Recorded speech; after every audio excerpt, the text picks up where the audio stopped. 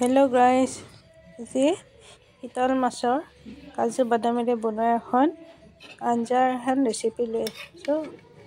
আজি এনেকুৱা মাঘ বিহুৰ বতৰত আপোনালোকে খাই চাবচোন কেনেকুৱা পায়। ঠাণ্ডাৰ দিনত খাবলৈ মজা হয়। তেনেহ'লে কেনেকৈতো মই বনালোঁ আপোনালোকৰ লগত ভিডিঅ'টো শ্বেয়াৰ কৰোঁ আহক। তাৰ বাবে মই এটা ডাঙৰ পিঁয়াজ লৈছোঁ, এডোখৰ আদা, কলা, কিচমিচ, কাজু কেইটামান, আৰু এইটো হৈছে ইলাচি, লং দুটা, তাৰপিছত আলমণ্ড 4টা, ইলাচি সৰু 3টা লৈছোঁ, আৰু এটা জলকীয়া লৈছোঁ। আপোনালোকৰ যদি শুকান জলকীয়া থাকি ল'ব পাৰে, আৰু কেঁচা বিলাহী থাকিলে আপোনালোকে কেঁচা বিলাহীও লৈ ল'ব। এতিয়া মই কেৰাহীটো গেছৰ ওপৰত গৰম হ'বলৈ পাতিলোঁ।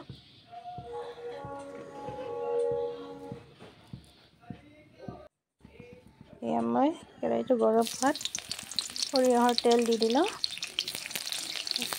পিঁয়াজটো কাটি দি দিলোঁ, ডাঙৰ পিঁয়াজ এটা, তাৰপিছত কিচমিচটো দি দিলোঁ। আপোনালোকৰ যদি বগা কিচমিচটো থাকে তেনেহ'লে বগাটোৱে লৈ ল'ব, মোৰ তাত নাছিল বাবে মই ক'লাটোৱে লৈ ল'লোঁ। আৰু এইবিলাক এতিয়া গোটেইখিনি দি দিম, ধুনীয়াকৈ ভাজি ল'ম যাতে তাৰ কেঁচা ভাৱটো নোহোৱা হৈ যায়।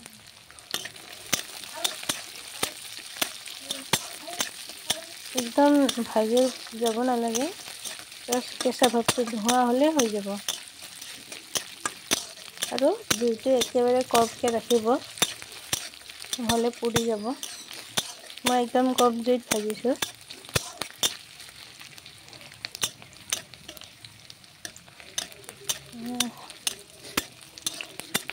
2 মিনিটমান ভাজিলে হৈ যাব। এনেকৈ চিতল মাছ, ৰৌ মাছ, মানে ডাঙৰ মাছ যিকোনো মাছেই বনাব পাৰি, বহুতে সোৱাদ লগা হয়। আৰু মাঘ বিহুত বিশেষকৈ সকলোৱে চিতল মাছটোৱে খায়, আৰু চিতল মাছটো বহুত সোৱাদো। এনেকৈ কেতিয়াবা বনাই খাই চাবচোন। বনাই চাগে আপোনালোকে, তথাপি মই কেনেকৈ বনালোঁ মই আপোনালোকৰ লগত শ্বেয়াৰ কৰিলোঁ। কিচমিচবিলাক ফুলি আহিছে, এতিয়া ভজা হৈ গ'ল। মই ছাইড কৰি দিছোঁ যাতে তেলখিনি ওলাই যায়। এতিয়া মই এইখিনি গোটেইখিনি উঠাই লওঁ।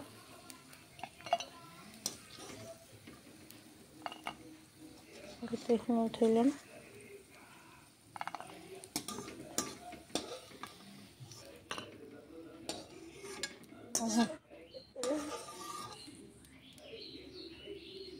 এইখিনি মই এতিয়া অলপ ঠাণ্ডা হ'বলৈ দিম। আৰু এই চিতল মাছ কেইটুকুৰা মই আগতেই ভাজি থৈ দিছিলোঁ, এইকেইটাৰে মই কাৰীখন বনাম। এইখিনি এতিয়া ঠাণ্ডা হৈ গ'ল, মই হেণ্ড গ্ৰাইণ্ডাৰতে গ্ৰাইণ্ড কৰি লওঁ। একদম পেষ্ট নহ'লেও কথা নাই, অলপ ডখৰা ডখৰ থাকিলে খাই ভাল লাগে, সেইকাৰণে মই হেণ্ড গ্ৰাইণ্ডাৰতে অলপ মাৰি ল'ম।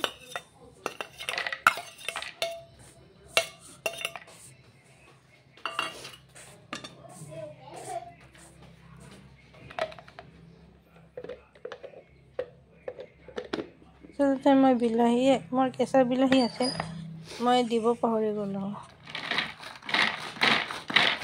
এইটো গ্ৰাইণ্ডাৰত গ্ৰাইণ্ড কৰিবলৈ বহুতেই ইজি হয়, আৰু কেতিয়াবা কাৰেণ্ট নাথাকিলে আমাৰ বহুত প্ৰব্লেম হয়, সেইকাৰণে এইটো গ্ৰাইণ্ডাৰত থাকিলে ঘৰত বহুত সুবিধা হয়।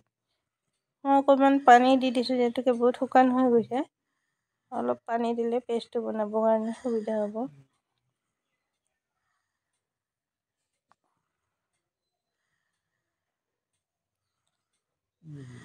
ভালকৈ লগাই দিলোঁ, আৰু অলপমান গ্ৰাইণ্ড কৰি ল'ম।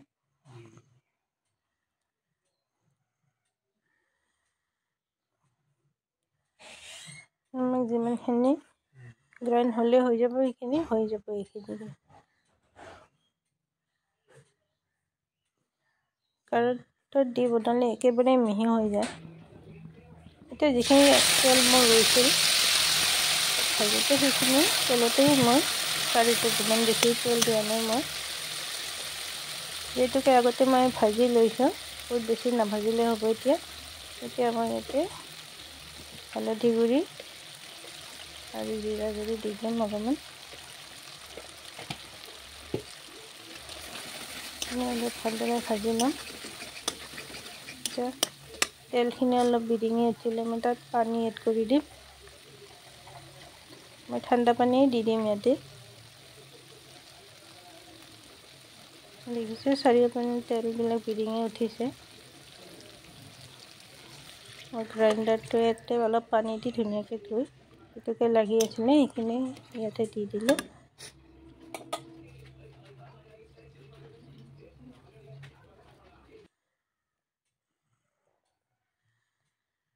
নিমখ যিহেতুকে দিয়া নাছিলোঁ, এতিয়া কাঢ়ি সদৰ অন্তপতে মই নিমখ দি দিলোঁ আৰু এতিয়া জুইটো বঢ়াই দিছোঁ পুৰা।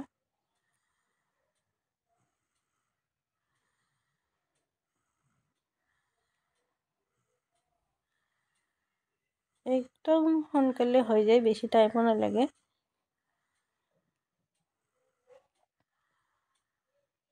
জ্বলা বেছিকৈ দিলে আৰু খাই ভাল লাগে, কিন্তু মোৰ ঘৰত সৰু ল'ৰা থকাৰ কাৰণে মই জ্বলা অকণমান দি দিলোঁ। মই যিহেতুকে বিলাহী দিব পাহৰি গ'লোঁ, মই টমেট' চচ অলপমান এড কৰিলোঁ ইয়াতে।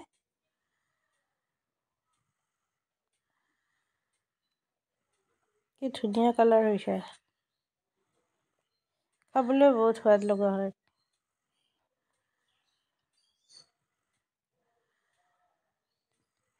পানীখিনি উতলিব, পানী মানে কাঢ়িটো উতলি আহিবলৈ ধৰিছে। কাঢ়িখন উতলি অহাৰ আগতে মাছকেইটা দি দিম, যাতে মাছৰ ভিতৰলৈকে কাজু পেষ্টৰ যিটো কাঢ়িখনৰ টেষ্টটো মাছৰ ভিতৰলৈকে সোমাই যায়।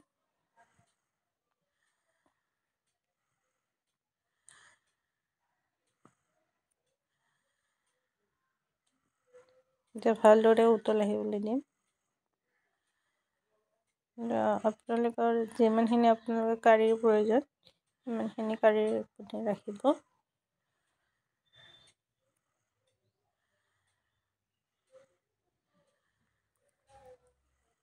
কাঢ়িটো কম হ'লে অলপ গোটা টাইপ হ'লে খাই বহুত ভাল লাগে।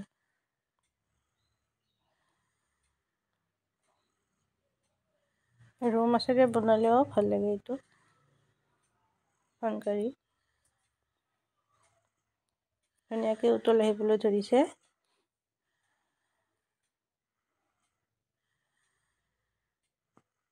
আপোনালোকৰ যদি ভিডিঅ'টো ভাল লাগিছে, কাঢ়িখন যদি ভাল লাগিছে, আপোনালোকে শ্বেয়াৰ কৰি দিব আৰু খাই কেনেকুৱা পাইছে নিশ্চয় জনাব। এতিয়া ধনিয়া পাত অলপমান কাটি দিম গোন্ধটোৰ বাবে।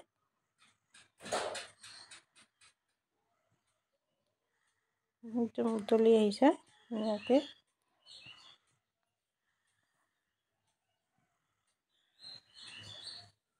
আমাৰ কাঢ়িখন এতিয়া ৰেডি হৈছে।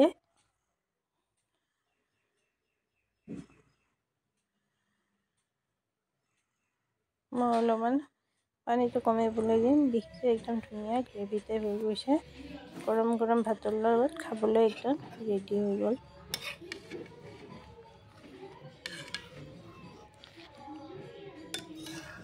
আৰু বেছি পানী ৰখা নাই, পানী গৈ আছোঁ কাঢ়িখন আছে যদি কাঢ়িখন